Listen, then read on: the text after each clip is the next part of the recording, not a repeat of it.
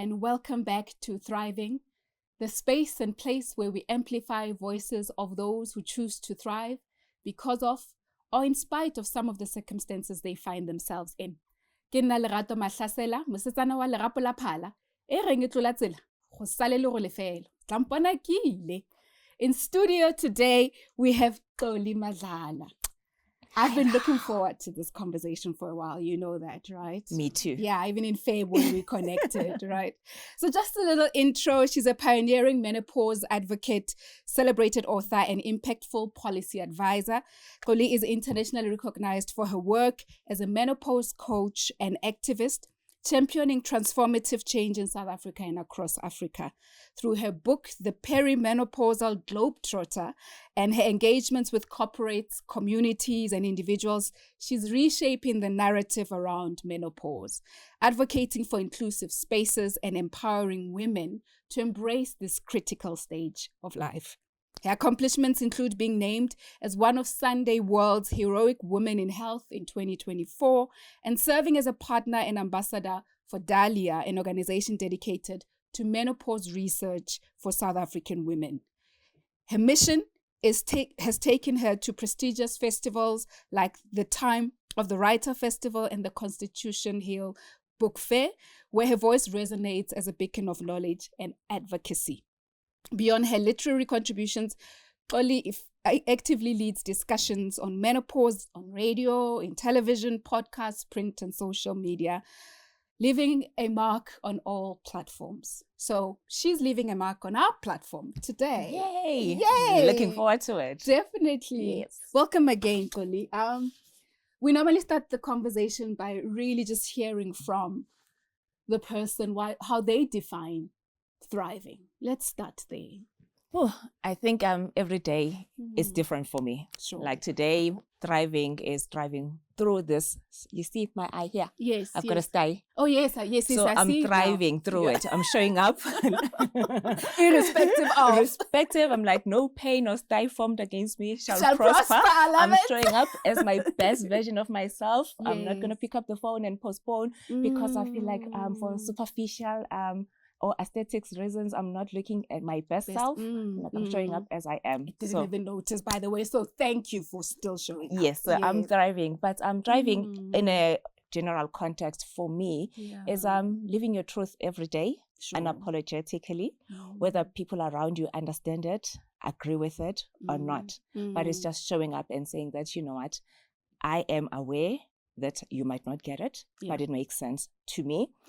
I might be struggling through the winds of change today, but I'm still going to go against it. I'm not stopping. So it's being unstoppable in spite of the circumstances, yes. right? So living your truth unapologetically, despite whatever barriers or people not accepting or accepting that, right? I love that. And something came up for me that then said, it can also be dangerous because I think to navigate life, there's also a certain level of responsibility that says sometimes you need to read the room. Yes. Sometimes there's a need to be flexible in our adult life if we want to get the things we want to get. How do you respond to that, balancing it with that definition? Obviously, a level of self-awareness goes a long way because, I mean, you definitely need to read the room because I think that's another thing. Like when we use the word authentic self these days, it can be very tricky. Yes. Because do you really have to be authentic in every space, or sometimes you need to have that emotional intelligence to say that, you know what, I need to maybe step back a bit here. It's a thin line to actually navigate because then that's when now we find ourselves with so much of our societal stereotypes and all these norms that people get labeled if you do not live accordingly. And then we end up not living our best lives, not living our truths because society says, because abantu bazothi, I'm going to be labeled, I'm going to be judged. So it's just important to take a step back quickly and assess and then show up as your best self to the best of your ability. Yes. So is that what helps you? Because you're saying it's a fine line. Is the stepping back and doing the quick assessment, is that what helps you in those moments? Yes, without even breaking your stride, breaking nothing. Like you're still showing as but internally you're quickly doing those assessments. How did you get to that point where you can do that? Like, because it sounds like magic. You know what? I always say that life is the best teacher. Sure. Having also worked in the fast-paced aviation industry, there is no moment to visibly drop the ball sometimes. Yeah. You learn to have almost like that dual existence, which can be good, sometimes not so good, but it helps you to be able to not sweat or show the bullets that you're sweating under. Yes. Yeah. Okay. So when have there been times where you felt I am having less thriving experiences? I'm not living my best life. I'm living out to my truth, as you said. I think the biggest one was when I was still struggling with premature menopause, not having the name for it at that time. Then it really threw a spanner to how I was navigating my life at that time, because everything was on the rise, like it's going well. And then suddenly these changes started happening. And I would shrug them off, obviously, because when you don't have a name for a thing, then you just dismiss it and try to show up. But you know that the wheels are falling off, they're coming off, but you just continue to. So my premature menopause experience before having the name, it really stopped me in my tracks. In your tracks, yeah. But what did you learn from that? So, I mean, yes, you didn't have a name. There's a point you got to a name. Hopefully it enabled a better navigation.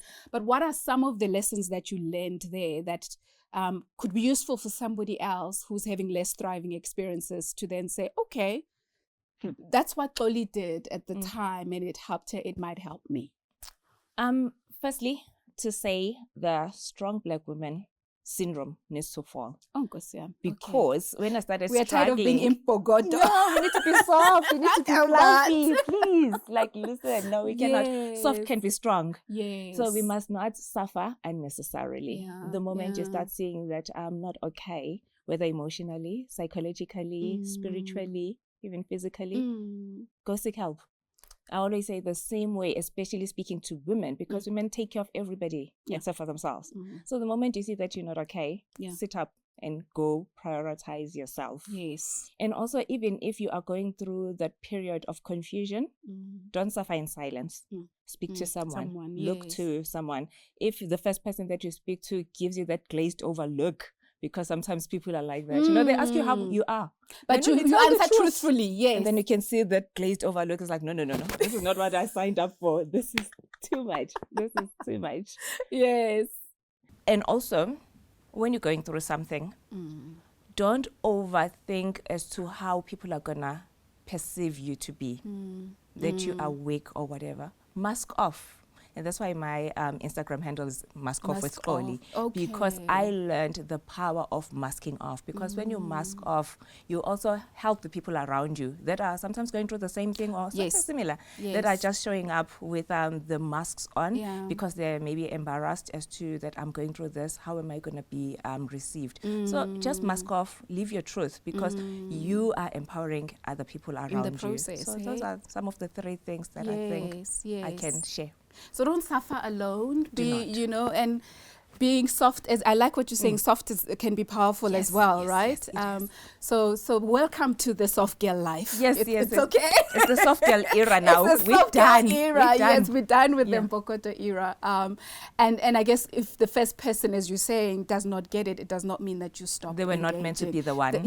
But you still keep seeking and still. You'll find your tribe. Definitely. Okay. Earlier on, we were having a conversation, though, when you're saying mask off. It's easy to say masks off. It's easy to say it's okay to be vulnerable. But doing it is another thing. What helps? I think upbringing plays a huge role. I grew up as an only child for a good 13 years. And I was always encouraged to speak up. And I got undivided attention from my family, the first grandchild, the first almost everything to everybody. so that I never really learned to keep things inside. So I guess maybe someone can be listening and thinking like, okay, you coming from a different position, you know, you were privileged enough, but in a What about us who household didn't? that have like 4 children, 10, that everybody needs to vie for that, it's difficult to say. So I think it's something that life is always a never-ending lesson, class. You sit, check in with yourself. If I am censoring myself, not speaking, why am I censoring myself? Is it because really I've got nothing to say? Am I worried that I'm going to be judged? This thing is going to be used against me. What is the price to pay?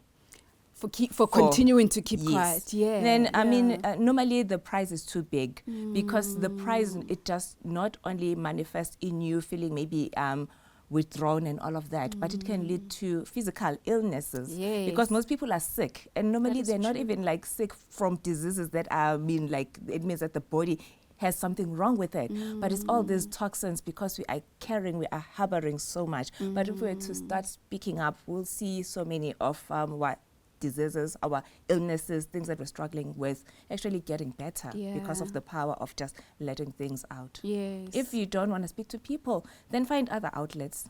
Whether it's writing in the meantime or just finding anonymous support groups if you feel that the thing might be used against you, if you speak to someone that knows you, but don't, like, it's a journey. Teach yourself. I like the what you mentioned at the end, if you feel like that thing can be used against you, because I imagine in organizational systems, that's what people come against. That's what people worry about, right? And you do some of your advocacy work and your coaching work in, you know, organizational systems. How do we help employees? How do we help leaders create spaces where people can take masks off? Because if they can take masks off and they can be comfortable with their voice being heard, they create more thriving experiences for themselves. I think we underestimate empathy because most of the time when you haven't gone through something, it's easy to just shrug it off when somebody's struggling through it. I'm going to make an example with this biggest topic that is menopause to me.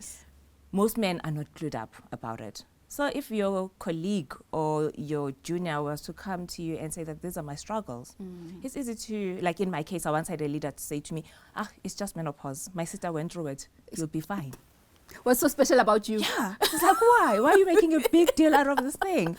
Oh, my word. Like, what? Yeah. Am I on camera? Am I being punked? Yeah. Because, I mean, we are in a professional space. You can think it, but you don't have to say it like that, you know? And it ended up being a big thing. So it is important to say that I might not get it, but I need to understand as much as possible. I've made an example to say that I'll never be a mother for a number of reasons, but I need to be able to support women that are mothers. Correct. So we are all, I guess, accountable to each other, whether you get it or not. But empathy is that first thing. And also ask people, what type of support also do you need? Because not everything is a blanket approach. And normally organizations, for example, if we're talking mental health, people think, okay, this is how we approach mental health. And it's varied. People need different things. So it's important that everything is individualized. Nobody's experience is invalidated, because that's another thing. People like invalidating experiences. When we speak about things like hormonal changes, someone that struggles with period pains every month, and someone who does not get it, they're like, you're just being dramatic. You're being a baby. Get over it, chin up. So not invalidating in each other's experiences, it's very important. And also setting spaces to speak where people feel like they can speak, and whatever that they've shared is not gonna leave the room. And also the moment people start sharing, then they look at each other. For example, I was at this other organization, we were talking about surgically induced menopause through hysterectomies. And when I spoke about it, I didn't even know that. Yes, there are women that go into menopause due to that. So when I mentioned it, the first lady raised her hand to say that she went through it, and then 3 more. And they had no idea that they'd gone through it. That look of understanding each other to say that now we can start our own thing. We can walk the journey together. So organizations can start small in various ways to make sure that people feel supported in spite of, because we come carrying so much when we show up. True. Empathy. Gosh. It's a very loaded. it's loaded, and I guess it's a word we throw around. Yes. And it's a word that's such a critical enabler. Just listening to what you were saying, just taking the moment to see you and to hear you and to not invalidate what it is that you're sharing just because I don't understand it, right? That can go a long way in creating what you talk about in terms of inclusive spaces, you know, in the workplace. There's a bit of work still needing to be done there, right? Yep, we start small and keep chipping. Yes. But I guess what you're saying is the small can simply be creating the spaces for conversation to happen, because you then have normalization happening for some people. Conversations are powerful. Yeah, and people feeling seen, you know, around it. And the follow-up of that is people find their own supporting structures after, because you then said, you know, the people then, there's a group. They start their own things. Yes. Because all of these things that we're speaking about, they don't even cost anything. Yes. Because normally organizations think, oh, budget. Yeah. But some of these changes don't require budget. They don't require budget. No. Yes. And then once people feel seen and supported, then they perform, they are loyal, you like staff retention, they thrive, all of those things. Yes, they sing all the praises. Indicators, it's like tick, yes. Just by feeling like they are cared for. Very true, very true. I mean, because I'm thinking organizations have things like employee resource groups, right? So you are triggering an opportunity for people to form a resource group around it, whether it's menopause or any other challenge that we find ourselves facing in the areas of inclusivity and belonging and equity. Especially now, because gone are the days where people just showed up to work to perform their duties and go. People are looking for beyond that. Yes. Especially like the Gen Zs, take me as a whole human being. Not just portions of who I am. Let me be that wholeness. Yeah. All right. So we've talked individual thriving, and we've also then talked about how does it show up in the workplace, right? We're also fascinated about how it spills over to community, right? Because that's a system on its own. What wisdom do you have for how we can, I guess, reinvigorate, if I can use that word, communities that are thriving? Because we know we're hurting, as you said. Our economy is hurting. There's unemployment. There's drug epidemics. There's all these things. But even with those circumstances, what wisdom is there around how we can create more thriving experiences? And I'm not talking about utopia, right? But creating those small thriving experiences. I always say that the past had so much that we can still take from. We coexist in silos so much these days. And interestingly, yesterday I was having a conversation with someone to say that when I first moved to Joburg, since I'm a Zulu girl, greet everybody that you walk past. Yes. And doing the same thing here, you'll see people looking at you as like, what's next? Are you going to ask for something? What do you want? But that sense of acknowledging each other as individuals, when you greet someone, you stop them in their tracks sometimes. And whatever that's there, because I mean, we are juggling so much, we are carrying so much as we're walking. And someone sometimes, they are thinking that they are invisible as they're walking, but you greeting them at that moment, it can be that moment that makes them feel like, I am seen, I matter, I am visible. And then you can see them standing up shoulders high, right? Like that glow that comes up. I mean, I do it even with the older women. Women, when they get to a certain age, they are unseen. It seems like they're invisible, right? I greet the old mamas, compliment them. I love your shoes, I love your skirts. Because, I mean, they've got fabulous clothes. Like, those can't get outfits. And when you tell them, you see them, you're like, I've been seen. And the ripple effect of people feeling seen, then they wanna normally then pass it on to the next person, because you cannot be feeling good and then wanna bottle it to yourself. Yeah. So it's you want to give important it to somebody that else. we are able to pass our light to other people. As you say, that there's so much that is beyond our control, but it does not mean that we need to succumb and say that this is our fate. Then we dim our lights and all of that. And the spirit of gratitude also. We are people that are chasing the next thing, and we forget to be grateful of what we have available. As we're saying that, the economy is not good, and we're thinking that determines how life is supposed to be by how well you are doing financially. But there's someone that has got all the zeros in their bank accounts that are struggling for life. Yeah. Their health is out of the window, that you're healthy. But we've been taught, and I will say that even social media has got a bit of a role to play to how people think that, living your best life, thriving is connected to these things. So we need to reteach ourselves to say that thriving is not tied to these things that can easily be taken away. The foundation to thrive is internal. internal. It's inside things you. that cannot be taken off. And not to say that, you're now living in a fuddy-duddy world, head up in the cloud or head buried in the sand. You're aware of the things. You're a realist. But you're just saying that it is what it is. Yeah. But we're showing up, and then let us thrive as communities. Let us get to know each other, not only when we need each other, but just generally so. Wonderful. Thank you for those nuggets, Xoli. Well, you heard it here at Thriving. Let's go back to acknowledging each other. There's a reason why the Zulus say sawubona. Because there's an element of saying, I see you. And sometimes when the next time you say sawubona, spend a bit of time sitting in that, because you are saying to somebody, I see you, I acknowledge you, and you will be pleasantly surprised at what you ignite in them. And hopefully they go switch on the light of another person. Xoli, thank you so much for taking the time to speak to us today, to remind us that thriving is an internal work. Thank you so much. Time went by so fast. It does. It does.